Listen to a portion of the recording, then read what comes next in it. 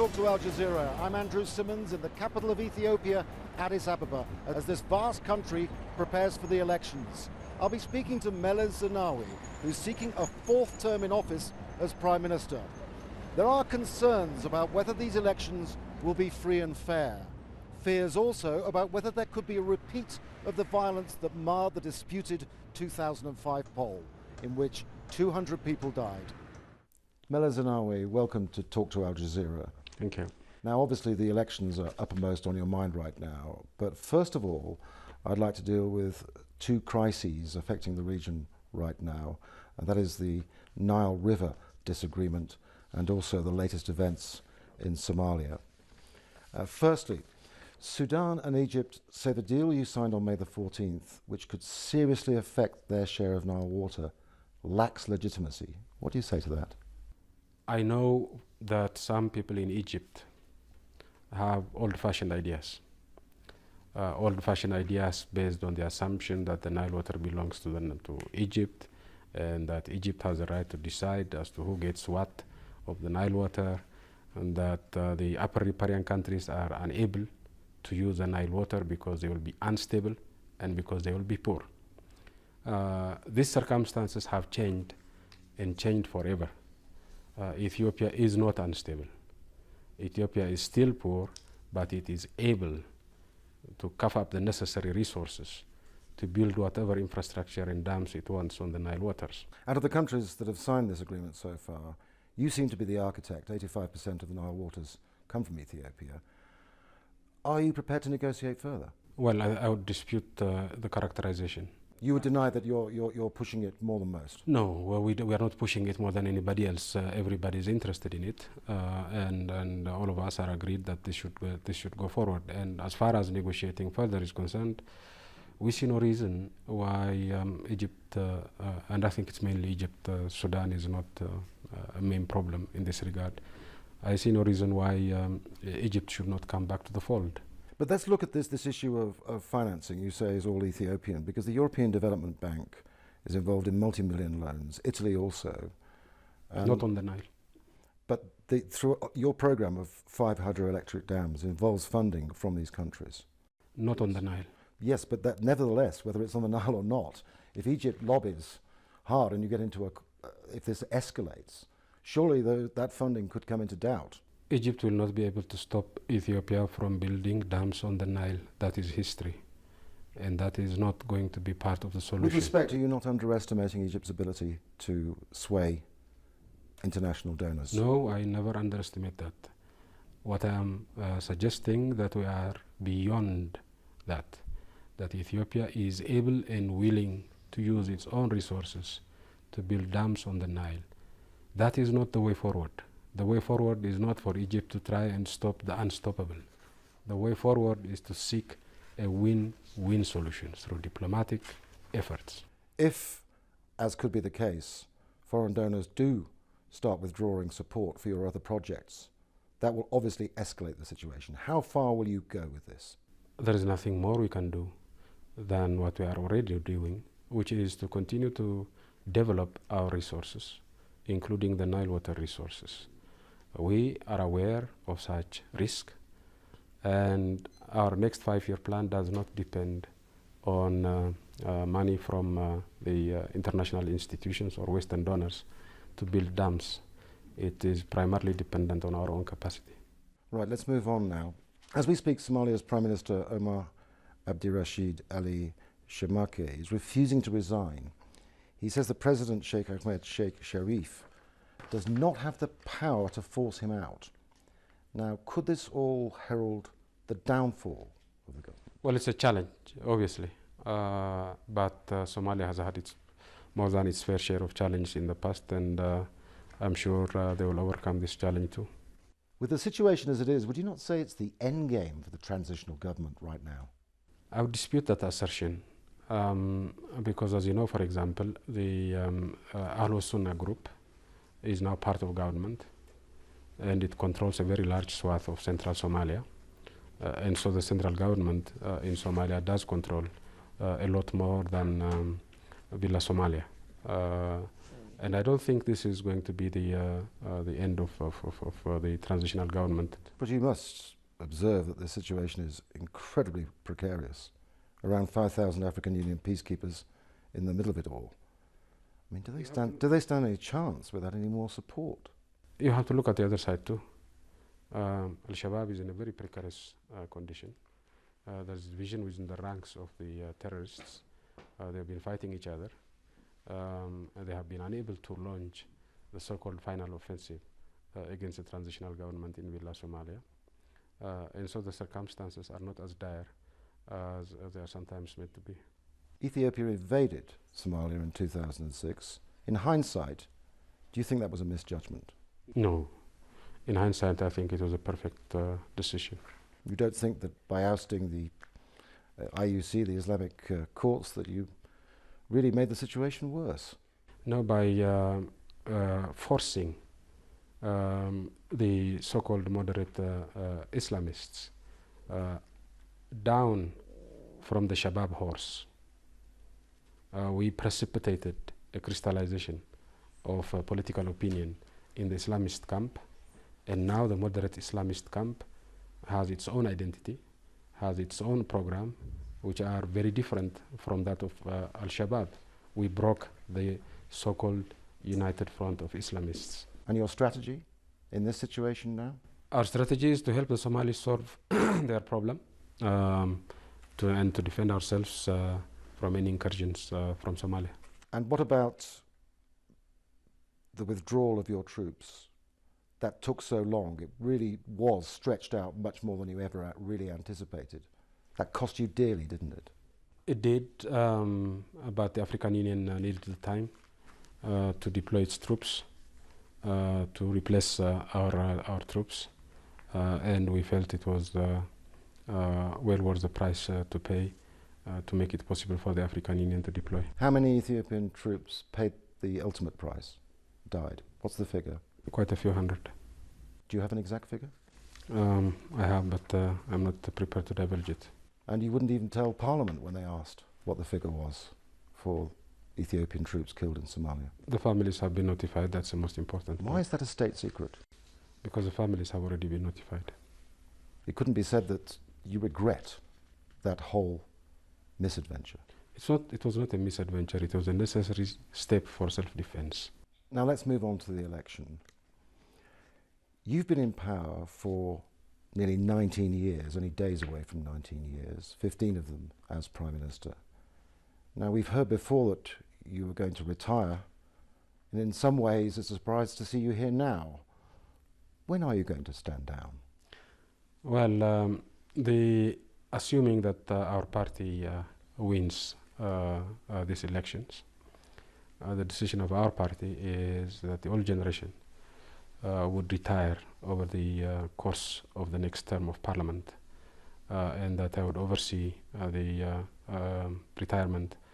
The succession. But what about yourself? I will be one of those who would retire over the period of the next term. When? At the end of the next term. At the end of the next term? Yeah. So you're going to be the last to go, are you? I'll be among the last to go. So you're looking, should I say expecting, a fourth term in office. Will these elections be free, fair and peaceful? Two things really. First, it's very clear now that the people of Ethiopia across the board want these elections to be free, fair and peaceful. And they have the means to do it. Second, the government has put in place all the necessary checks, balances and mechanisms, rules, regulations to make sure that these elections are fair, free and peaceful. And to a certain extent, part of the opposition is also committed. Are you suggesting that the coalition of Medrek is not intending the elections to be peaceful? I wouldn't want to speak about future plans. I would want to concentrate on current actions. And on the basis of current actions, this grouping has refused to sign the code of conduct of the parties. That code of conduct, as you might have heard, was prepared by an international organization called IDEA, and it's best practice. It's global best practice. they refuse to accept this global best practice in terms of conduct of parties. But you didn't take on other parts of that best practice, did you? For instance, observers. You're not allowing Western diplomats, or indeed any diplomats, from going outside Addis Ababa. At the moment, you only have a total of something like 170 EU observers and 80 AU observers for 44,000 polling stations. We have professional observer missions, both from Africa and European countries. But they're so small to cover 44,000 polling stations? That's always the case in elections. They do not have to cover every polling station to get a feel for what is happening. Let's look at the lessons you must have learned from the disputed 2005 poll. 193 protesters died, 7 policemen died in the street riots that followed. There was excessive force then. And you must regret that. You must want to apologize, surely, to the parents of those young people, those young people who were unarmed. Well, as you said, 7 policemen died. And not just a big number of rioters, but also policemen died, and that doesn't seem to indicate that the rioters were non-violent. But the point is, I obviously regret the deaths. I regret it very, very much. I do not believe there was excess use of force, but I believe our police forces were very ill-equipped to deal with such riots. We have learned our lessons. The opposition argues it would sweep to power if the ruling party stopped intimidating and jailing its members. What do you say to that?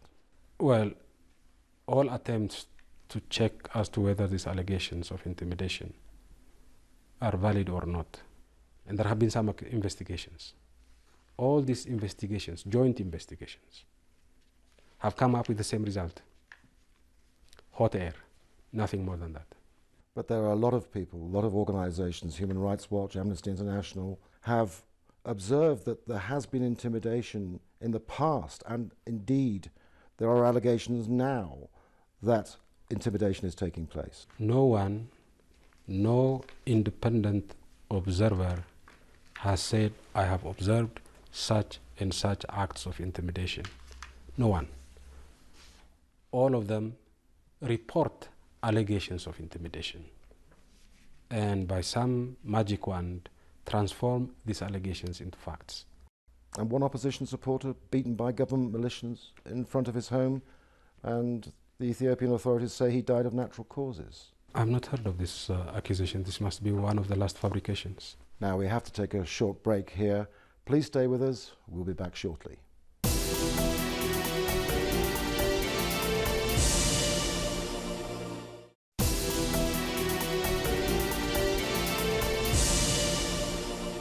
You know there are many observers in the West, and indeed elsewhere, who say that free speech and repression has become a feature of your administration.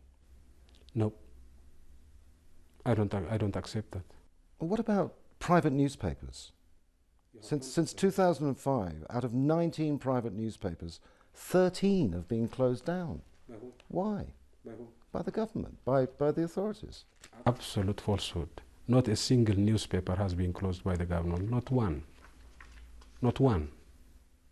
You know that this government has the power to do that through other means than a direct order. Why have newspapers closed down then? I don't know if they have closed down, but I would understand that 90-something newspapers, mostly around Addis, 90-something independent newspapers might be a bit too much for the market. So you're saying Ethiopia is a place where you can say anything in a newspaper? Absolutely. Within reason. It doesn't really show itself when you read the newspapers, does it? Well, if by saying anything means being hellishly critical of the government, then you have tons of it in Addis. And I assume did you dismiss the claims that you have software that jams certain websites, that you have surveillance techniques, bugging going on in a much bigger way than most African states? Do you deny that? We jam propaganda campaigns, hostile propaganda campaigns such as VOA. You describe the VOA's Amharic service as a hostile propaganda. Hostile propaganda. Yeah. Because they report. It's a remnant of the of the Cold War. It's a relic of the Cold War. I don't know why they decided to maintain it. You can say hand on heart that you feel that these allegations, so many quarters now, of this being a regime that is totalitarian and oppressive, you deny it point blank, when the evidence seems to be there on the streets. There is no evidence. There is no evidence whatsoever. There are allegations, but there is no evidence whatsoever. And you would let anybody investigate, would you? You would let anybody come in to investigate independently, thoroughly, without restricting them? There are internationally accepted norms in that regard, which do not violate sovereignty of nations. The United Nations has such right. On the basis of bilateral understanding, we have offered to the United States, for example, to jointly investigate cases of human rights violations that they routinely report on the basis of allegations. They seem to have accepted that in principle, but we have yet to see it in practice. Let's move on to Eritrea. Now,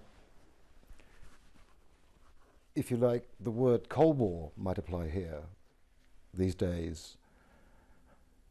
In the 21st century, is there nothing you can do in the way of concessions? The International Border Commission's results of that you didn't accept. Why not make bigger concessions with Eritrea? But that's not the problem, you see. What is the problem then? The problem is that we have some weird entity up there in Asmara which appears to ignore internationally accepted norms of civilized conduct left, right and center. Let's look at the border dispute, the tens of thousands of lives lost over that war, and still no resolution. Surely you can do something to concede on points there.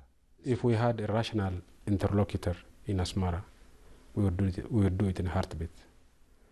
The only problem in this regard is we do not have a rational interlocutor in Asmara, and now the international community is keenly aware of this dilemma that we face. And this attack you're making on President Afwerki frankly doesn't surprise me, but you say he's trying to destabilize Ethiopia when you have 11 Eritrean opposition groups here, 9 claiming they have military operations going on within Eritrea's borders. So surely this is not a fair game, this blaming Eritrea for all of this. It's an escalating situation. None of these are carrying out their operations from inside Ethiopian territory. Whereas all the destabilization activities by the regime in Asmara are being carried out, planned and executed from Eritrean territory. You have opposition, Eritrean opposition members and associations here in Ethiopia. Do you deny that? No, we don't deny that, but they are not using Ethiopia as a springboard for carrying out operations in Eritrea.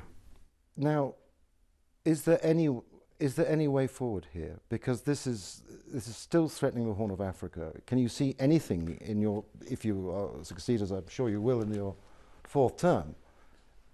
Doesn't it take a different approach rather than just lambasting and propagandizing this Cold War game that's going on? We have always declared that we would want to resolve this problem by peaceful means through negotiation. We have always declared that we are prepared to talk to the Eritrean government anytime, any place, without any preconditions. And we have always been told by the Eritrean government there are no negotiations. And so until we have a rational entity up there in Asmara that is prepared to deal with problems in the only rational manner, in the only 21st century fashion, as you seemed to indicate earlier on, which is through dialogue, until we have such an entity, we are, as it were, hamstrung. You are one of the world's biggest recipients of aid. That can't be in doubt. $480 million US from the World Bank last year, 130 of which is a loan. This is towards food security. Tell me something about the safety net program. How's that money being spent, and how many people are being lifted out of poverty? The safety net program is designed to provide income in return for some community work to those who are not able to feed themselves. And that program has been going on for a number of years. Many of the first recipients of the safety net program have, as it were, graduated from being dependent on the safety net program. There are allegations that this program is being abused in some ways, with the ruling party insisting on membership to take part in it. And these allegations aren't only from the opposition, and they're being investigated, I understand, by foreign missions here and the World Bank. What is your view on this? Have you looked at it yourself? I've looked at it. I've looked at it not only myself. I've looked at what the investigations of the so-called foreign missions has come out with, and they have come out with a very clear statement that there is no such systematic abuse. That hasn't been published. It has not been published because we are nearing the elections. It is very hard, though, is it not, to when you're speaking to citizens of Ethiopia who feel that they may be well under pressure, that they're not going to go and say, hey, put hands up and say, yes, I was intimidated, or I was forced to do this, I was told that I had to be a member of the ruling party if I was going to get a micro loan for fertilizer. They're hardly going to own up and go public on this, are they? But that's exactly what the opposition are saying every day, day and night. All the opposition members are saying day and night that they have been intimidated, that they have been crushed, that they have been killed, that they have been murdered, and all the rest, without any fear of retribution. And what would you say to the suggestion by some that what happened to your promise of food self-sufficiency made a very long time ago for Ethiopians? And over the past 18, 19 years, the population of Ethiopia has increased by roughly 30 million. The number of hungry people in Ethiopia has not increased by 30 million. It has actually decreased from where it was 18, 19 years. So we have succeeded in feeding more than 30 million people over the past 18 years. And I'm sure we'll be able to feed the rest of our population soon. We're getting to the end now. There are those who say, your critics, you have supporters and you have critics in politics, you're bound to, but those who say that you have two faces. You have the face for Davos of charming, a progressive, and you have another face, which is totalitarian and repressive. How do you respond to that?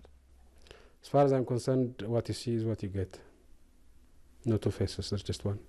And what are we seeing right now? You're seeing the same person. Zenawi, thank you very much indeed. Thank you.